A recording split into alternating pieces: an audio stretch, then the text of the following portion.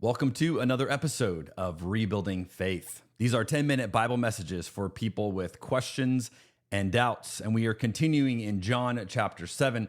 Last week, we looked at Jesus stand up at the climax of this festival where they're pouring water on the altar, and he says, "Come to me if you're thirsty." And he redirects everyone away from all of the religion in front of them to himself.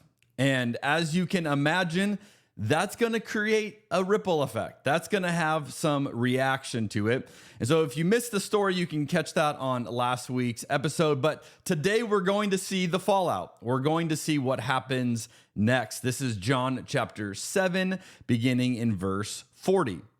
When the crowds heard him say this, some of them declared, "Surely this man is the prophet we've been expecting." Others said, "He is the Messiah." Still others said, "But he can't be. Will the Messiah come from Galilee? For the scriptures clearly state that the Messiah will be born of the royal line of David in Bethlehem, the village where King David was born." So the crowd was divided about him. Some even wanted him arrested, but no one laid a hand on him. Now, I've heard people say that if we could just see Jesus clearly, if we could just see Jesus today, then everybody would agree. All of our problems would be solved. And it sounds nice. It's a nice sentiment. However, as we see here, Jesus has always produced a variety of reactions, right? When people see Jesus, there are often a variety of responses that come with that. I'm reminded of this every single week. Whenever I post a clip from these episodes to social media, I get all kinds of responses. Some people are like, "Yes, this is amazing." Other people are like, "I can't believe you still believe in fairy tales." Other people like, "You're a heretic. You're not preaching it the right way." I mean, just all kinds of responses. And we see that's what Jesus has always produced. This is nothing new. We continue to see it today. We have so many different ideas about Jesus. So when we say Jesus, we don't all imagine the same thing. And sometimes when someone will say to like, "Well, I don't believe in Jesus," I might ask them, "Which Jesus don't you believe in?" Because even Christians don't have the same view of Jesus. And we see that happening in this story. Then we keep reading in verse 45. When the temple guards returned, without having arrested Jesus, that was their goal, the leading priests and the Pharisees demanded, "Why didn't you bring him in?" "Well, we have never heard anyone speak like this," the guards responded. "Have you been led astray too?" the Pharisees mocked. "Is there a single one of us, rulers or Pharisees, who believes in him? The foolish crowd follows him, but they're ignorant of the law. God's curse is on them." Verse 50, then Nicodemus, the return of Nicodemus. Then Nicodemus, the leader, who had met with Jesus earlier, spoke up. "Is it legal to convict a man before he's given a hearing?" he asked. They replied, "Are you from Galilee too? Search the scriptures and see for yourself. No prophet ever comes from Galilee." And the meeting broke up and everyone went home. There's almost a comical moment here. This is like something you would see in a Pirates of the Caribbean movie, right? Where the guards are sent to go capture someone and they come back without the person. "Hey, you had one job to do. What happened here? How did you not get this job done?" And we see they're like, we actually like him. Like we kind of agreed with some of the things that he was saying. We also see the return of Nicodemus. We previously saw Nicodemus come to Jesus in the cover of night. He didn't want anyone to know that he was interested. He was intrigued by Jesus. But notice now, Nicodemus is challenging his peers openly in the daylight.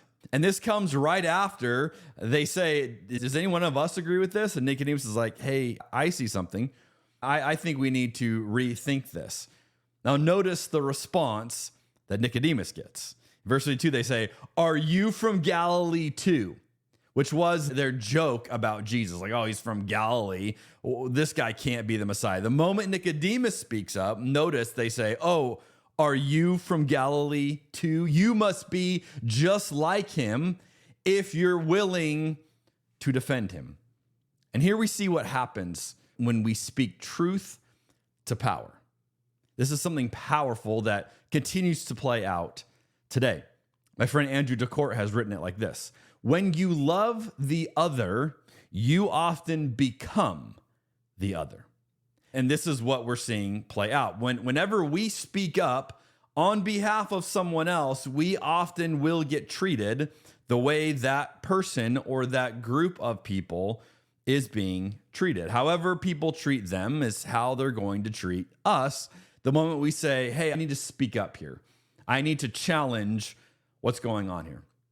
This is what happens if you speak up for women's rights. This happens if you speak up about gay rights, or more recently, for Palestinians.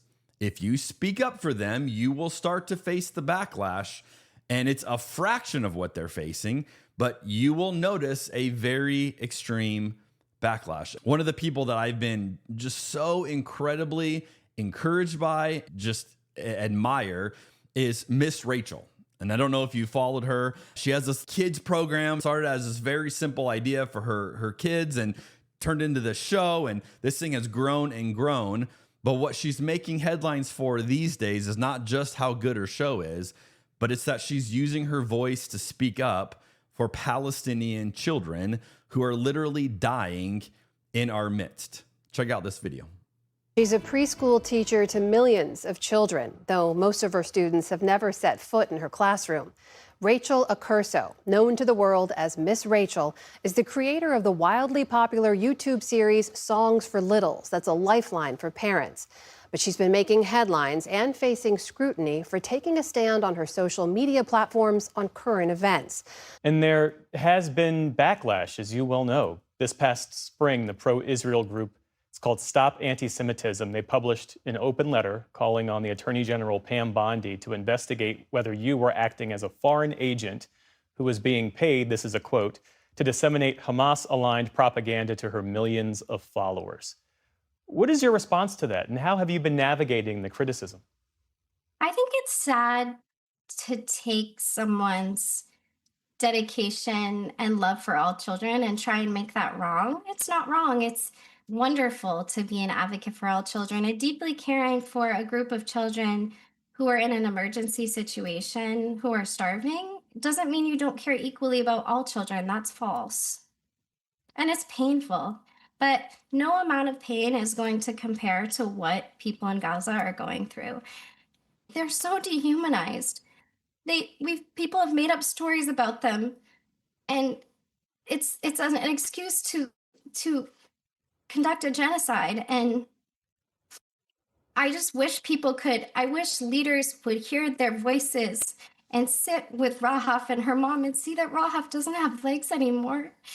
And this girl is so bright, and every 3-year-old I've worked with across all communities, they're all different and unique and beautiful, but they're all the same. And to look at her and for people to think that it doesn't matter that they're the largest cohort of amputees in history. It doesn't matter that 18,000 children have been killed. It doesn't matter that there's that new acronym, wounded child, no surviving family. Like, it matters.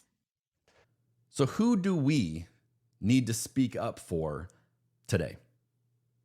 Who do we need to use our voice for today and say, yeah, I might get treated in a negative way for this, but this is what it looks like to use my voice. See, the story in John 7 is filled with us versus them thinking.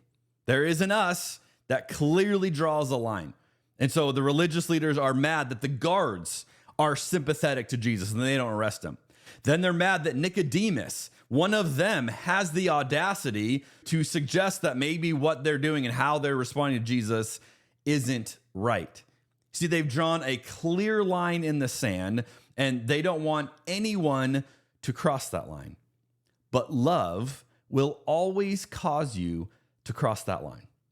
Whenever someone has created an us versus them line in the sand, love is the invitation that will invite you to step across and be willing to receive whatever comes. Whatever you get as a result of that, love is what makes that worth it. And so my question for each of us today is, who is a them that you can join together with to create an us? I'll see you next week on Rebuilding Faith.